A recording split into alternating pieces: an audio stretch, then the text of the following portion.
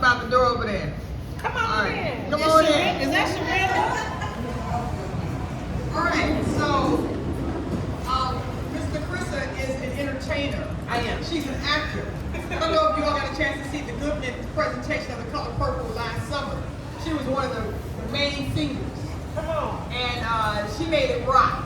I'm not sure how many different Color Purples you've seen, but it was much better than the one I saw some years ago. And so being in the entertainment industry, it is broad, it is wide, it is deep. There's a lot that happens. At what point do you, as an entertainer, and us as a recipient, tell others that that's not okay? That's not okay. That's not okay. Maybe the television show, that's not okay. Maybe what my kids are looking at on their iPad is not okay. And tell us, how do we say that's not okay? Because we allow that, we invite that into our homes so many times. Let's start there. That's a tough question. Because I think, as Jenna just said, I am predominantly an actor.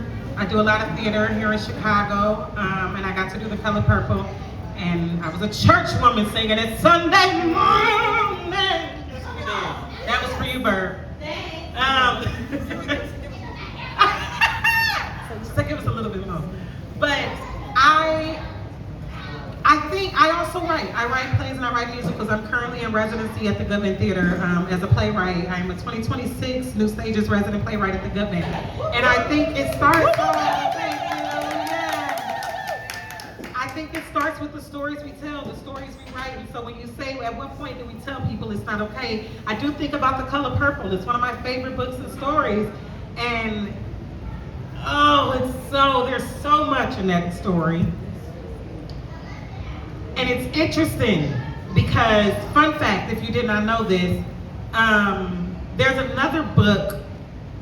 So there's The Color Purple, and then there's, I'm not gonna remember the title correctly, but it's like becoming, like the writing of The Color Purple, like it tells the backstory. Anyhow, it talks about how much controversy took place when that story first came out, back in 83. It's up there, it's somewhere over there. But it talks about how much controversy that story took place and how they took home none of the awards when the movie came out. And the controversy, a big part of it was that it portrayed black men horribly. And somebody's not gonna like what I'm about to say, but it portrayed the truth.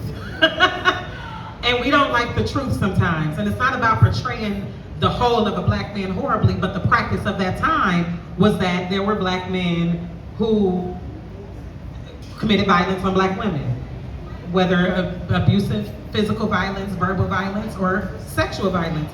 And the truth is the truth, but we don't want it to come to light, we don't want to talk about it, so it became a big controversy amongst our own community, let alone the bigger world. And so I think it starts with telling the stories that people don't want to hear, that people don't want to face. I have a play called Any, Many, Mighty, No. Crazy work. It is a play, 7 black women in this play. And it's about the generational cycle of sexual trauma passed down by generations. And again, a reflection of my own life and story. And there's also this controversy on trauma dumping. I think there's a place where you go, some might be trauma dumping and some might be, we need to deal with this. We need to talk about it. But when I wrote that play, and there were 2 public readings of it, and it got people interested and excited because it was like, oh shit, it was juicy, it was fun too, because it's a play. But people were invested in the storyline enough to say, hey, a lot of people were really thrilled about what you wrote.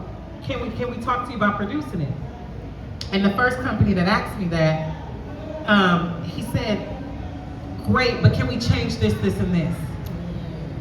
And then the other company it got into the hands of said, well, it's not funny enough. And I said, I don't know, there was a prerequisite for a play to be funny, but hey, so I think what's interesting is what started with a play that definitely pull people in and that attract theaters that go, oh, you got some pull, we want to, come on, let's bring you in. But we can't deal with the truth at face value. Like, we need you to soften this, not talk about it as directly.